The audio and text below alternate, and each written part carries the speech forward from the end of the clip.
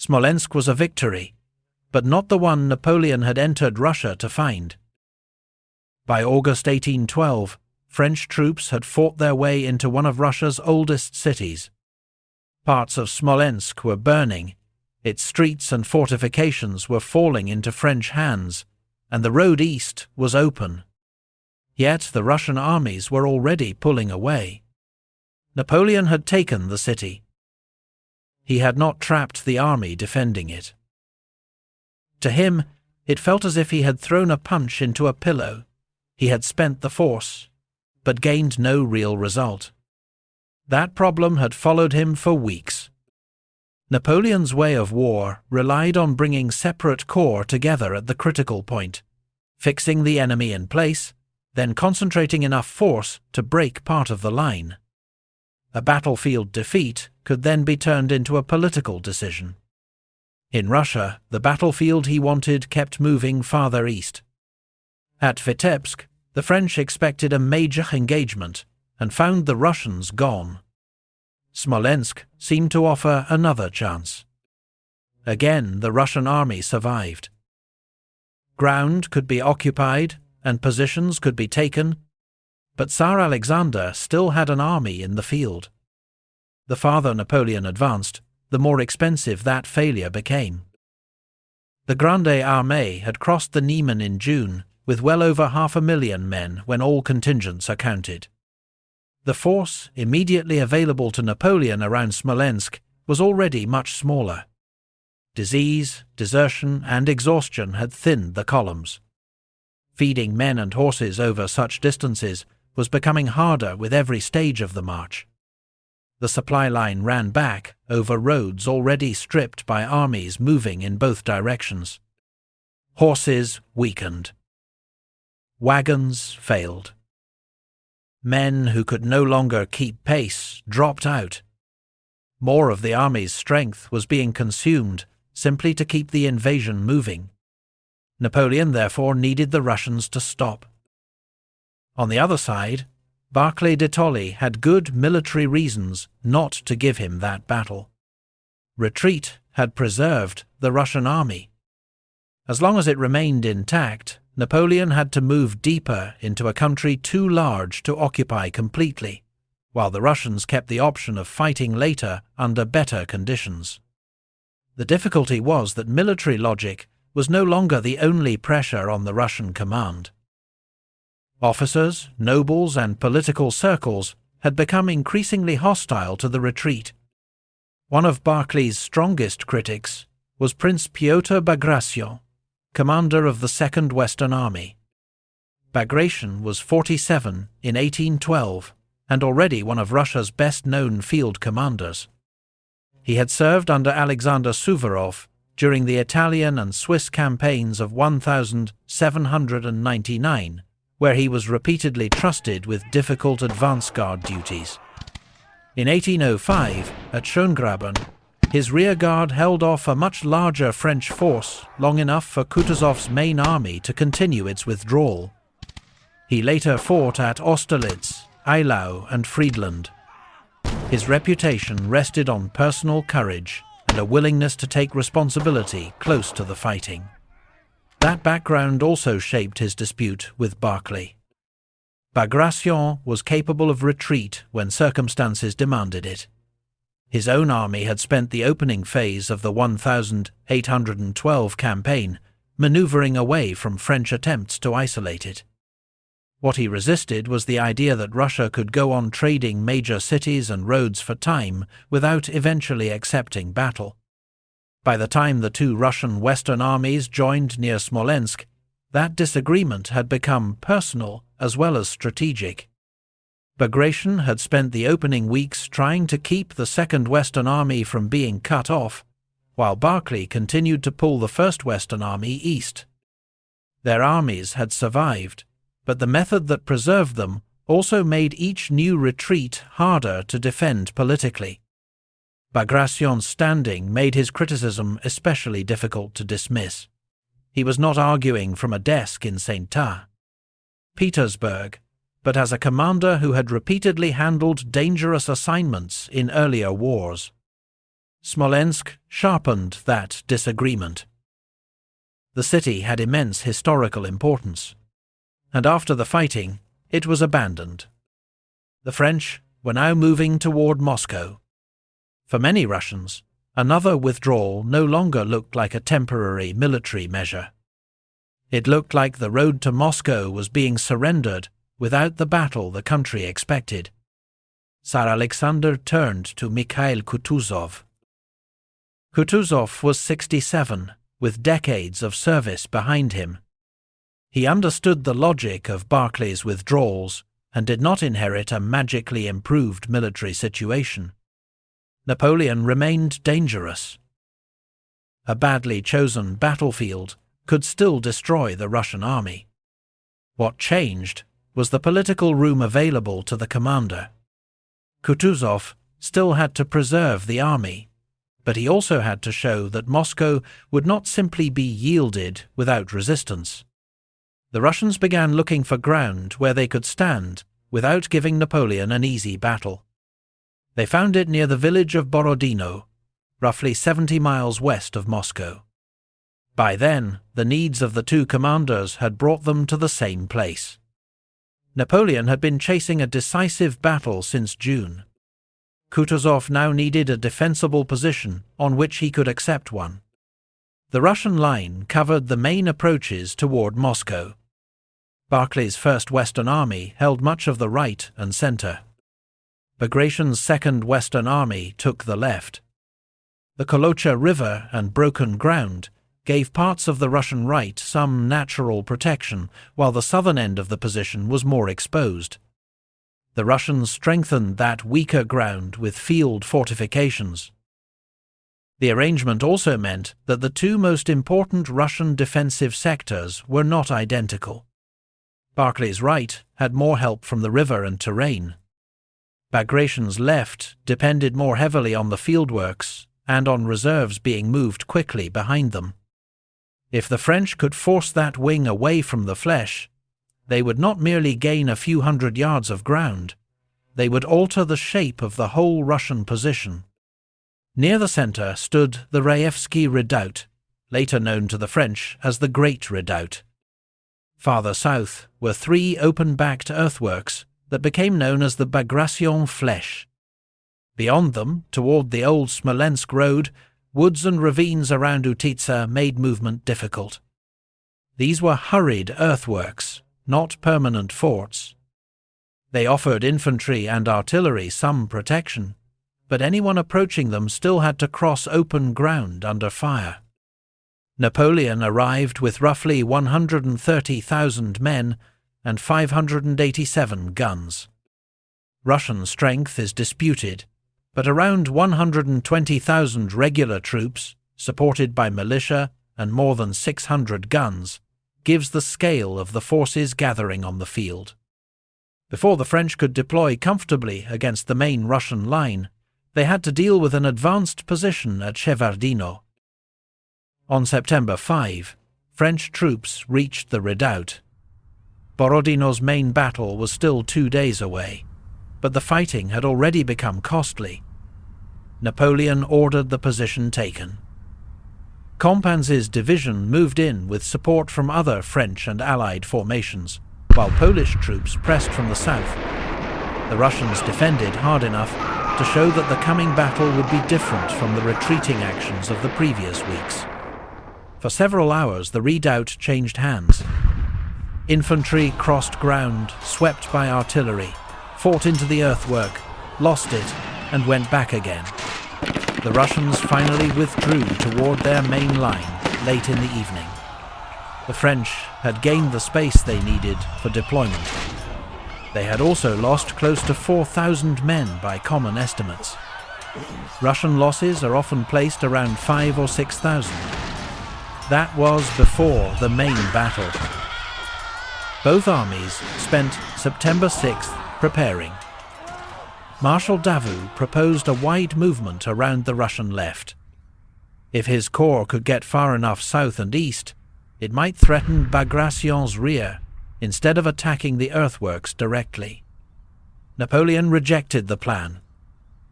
The march would take time, make coordination harder, and place a large part of the army beyond immediate support. He chose to attack more directly. The main weight would fall on the Russian center and left.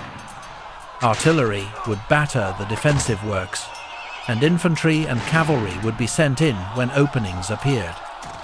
Before dawn on September 7, both armies were already awake. Russian Orthodox priests carried the icon of Our Lady of Smolensk. For many of them, the campaign had now reached a point where defending the army and defending the road to Moscow were becoming the same task. At about 6 in the morning, the French guns opened. The fighting spread quickly. To the north, Eugène de Beauharnais' troops attacked the village of Borodino. Russian Jaegers were pushed back across the Kolocha, giving the French a foothold from which artillery could threaten the Russian center. Farther south, Polish troops moved toward Utitsa, but woods and broken ground slowed them. The heaviest fighting developed between those two sectors.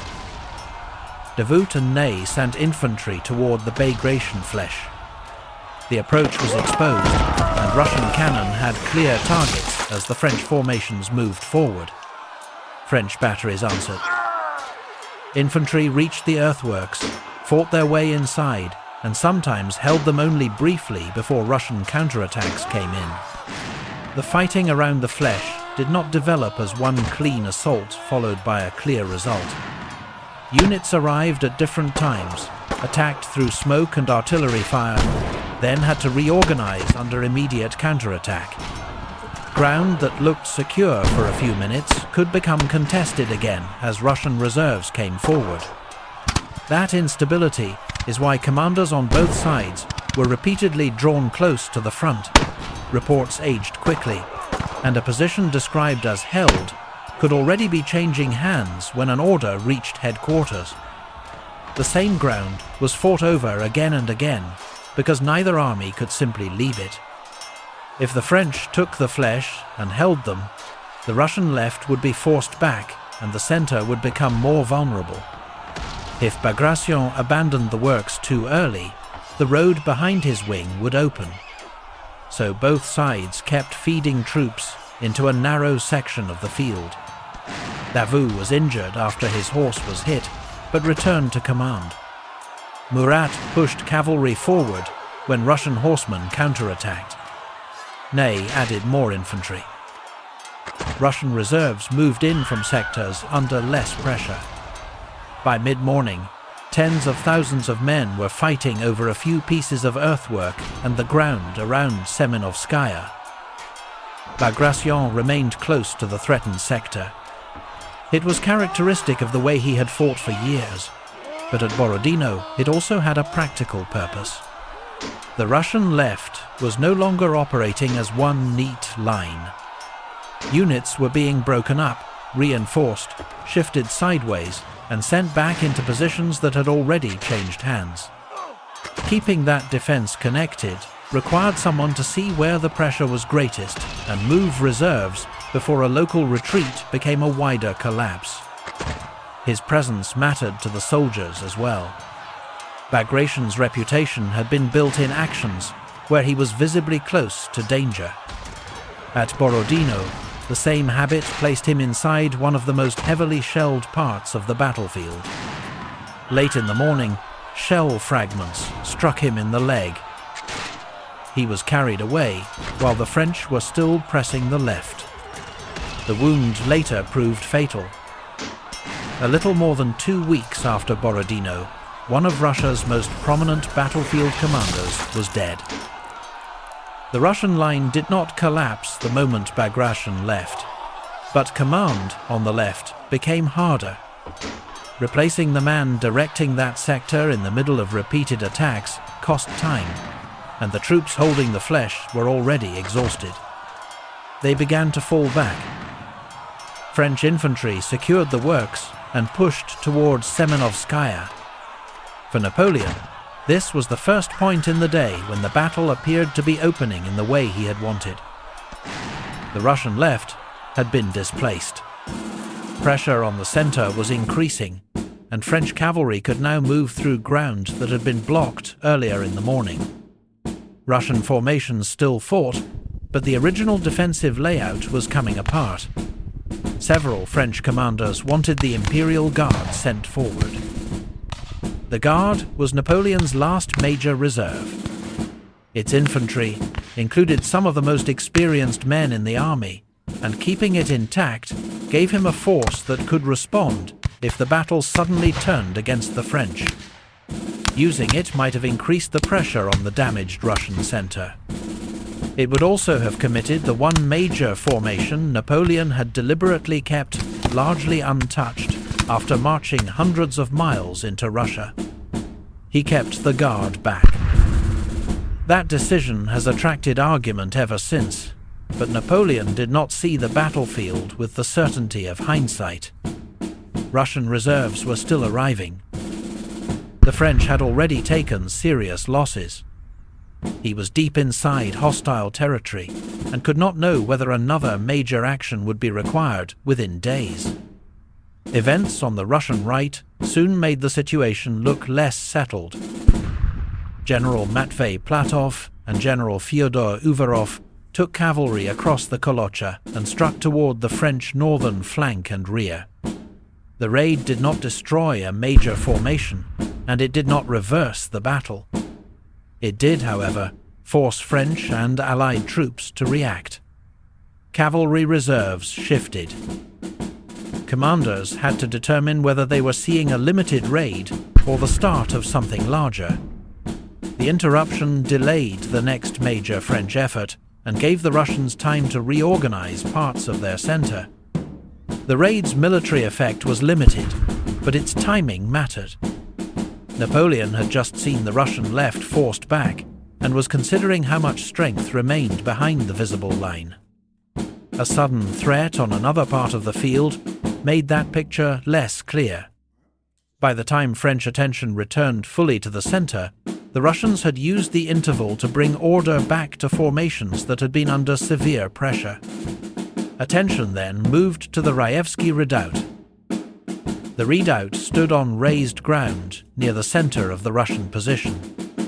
Its artillery covered the approaches in front, while infantry behind it helped block the roads leading east. The French had attacked it earlier in the day and briefly entered the position before a Russian counterattack drove them out. During that fighting, the young Russian artillery commander Alexander Kutuzov was killed, making the coordination of Russian artillery more difficult at a time when batteries across the field were under heavy pressure. By afternoon, Napoleon prepared a larger attack on the center. French artillery was brought forward in mass. At this stage, about 300 French guns were concentrated against the area covering Bagration's battered sector and the Raevski Redoubt. The Russians answered with more than 300 guns of their own. In a relatively compressed part of the battlefield, more than 600 cannon were now engaged. No single charge accounts for the scale of the losses at Borodino. Formations remained within artillery range for hours, then were ordered back across ground that had already been swept by fire. The damage accumulated while the same sectors were contested again and again. Post-battle estimates attributed to the French artillery commander, General Lariboisière, put French artillery expenditure at roughly 60,000 rounds from Napoleon's 587 guns. Russian guns may have fired about 50,000 more. Taken together, that is around 110,000 artillery rounds during the battle. If the main fighting is treated as roughly 10 hours, the average is about 183 cannon shots a minute, close to 3 every second. The actual rate varied constantly. Batteries moved, paused, concentrated on particular attacks, or ran short of ammunition. In the hardest hit sectors, the firing could be much denser than the overall average. Musketry added another layer. One contemporary estimate gives about 140,000 cartridges expended by French infantry and roughly 120,000 by the Russians. Across 10 hours, the combined figure of around 260,000 rounds works out to more than 430 infantry shots a minute on average. By then, powder smoke was mixing with dust raised by men, horses and artillery. Parts of the field disappeared from view. Orders had to cross ground under fire, and officers sometimes rode forward simply to find out whether a unit was still in place. The French senior officer casualty list shows how often command came close to the fighting. 1 marshal was wounded, and 14 generals of division and 33 generals of brigade were killed or wounded. Dozens of senior officers became casualties in a single day. In the afternoon, the struggle around the Great Redoubt reached its decisive phase. Russian gunners concentrated on French infantry approaching from the front. While they were occupied there, French cavalry worked around the position and reached its rear. Saxon horsemen were among those who entered the redoubt, followed by other cavalry and infantry. Once attackers were inside the earthwork, its defensive advantage largely disappeared. Gunners and infantry fought at close range. Many Russian defenders were killed around their guns before the French finally secured the position. The Great Redoubt was lost. There was another opening for the French, but it was not the collapse they needed. Cavalry moved beyond the captured position and ran into Russian cavalry reserves. Russian infantry withdrew onto a new line instead of dissolving. The main central fortification was gone, yet the army still had enough organization to keep fighting. French officers again asked Napoleon to commit the Imperial Guard. He refused again. Whether the Guard would have destroyed Kutuzov's army cannot be known. Napoleon's immediate problem was deciding whether the Russians were actually at the point of breaking. The evidence was mixed. Their original positions had been forced back, casualties were enormous, Bagration had been removed from the field, and the Great Redoubt had fallen.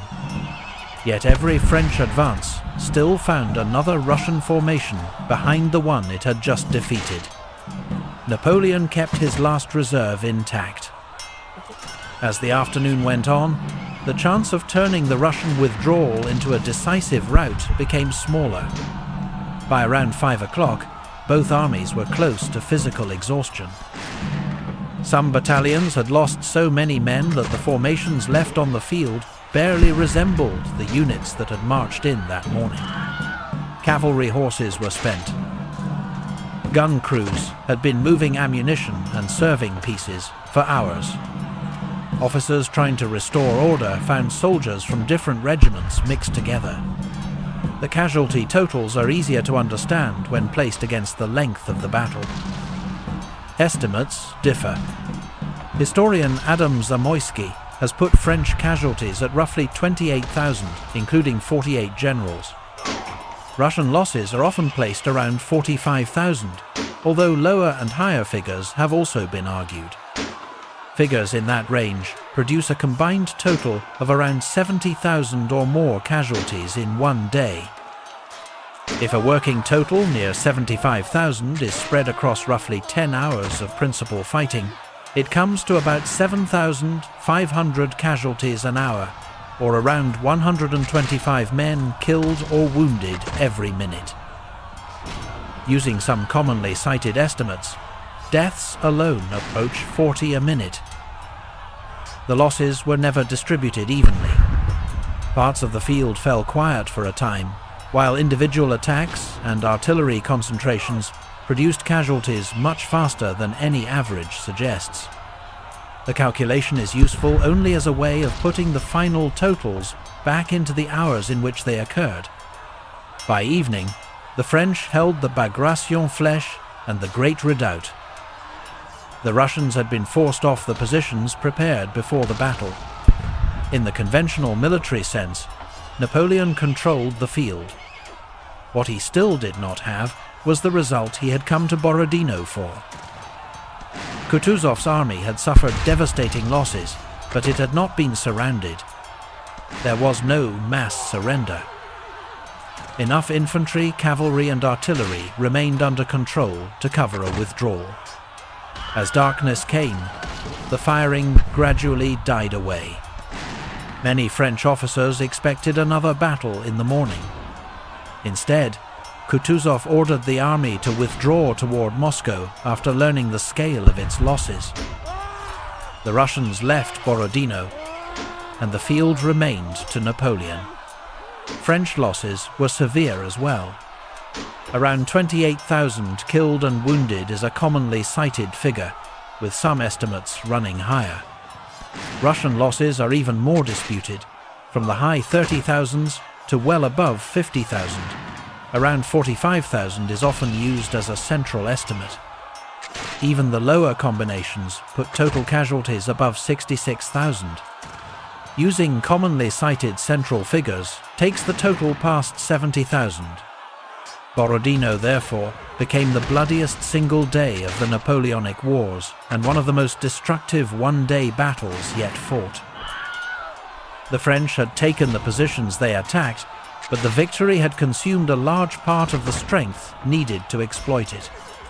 The Russians had lost more men, yet the main army Barclay had spent the campaign preserving still existed. Kutuzov now had to decide whether to risk what remained in another battle for Moscow. At the council at Fili, the Russian command chose to preserve the army. Moscow would be abandoned. Napoleon entered the city on September 14. Much of it was deserted, and fires were beginning to spread. He had marched hundreds of miles, forced the major battle he wanted, driven the Russians from the field, and reached Moscow. Alexander did not make peace. Holding the battlefield on the evening of September 7 did not settle the question Napoleon had been trying to settle since June. He had finally forced the Russians to stand, inflicted enormous losses, and opened the road to Moscow. Their army, however, withdrew under orders and remained part of the war. Russia paid heavily. Bagration's wound removed one of its most admired commanders. He would die little more than 2 weeks later. Tens of thousands of soldiers were dead or incapacitated, and Moscow was abandoned. None of that changes the fact that the main Russian army was neither surrounded nor compelled to surrender. Napoleon held Borodino. The decisive military and political result he had been seeking since crossing the Niemen was still out of reach.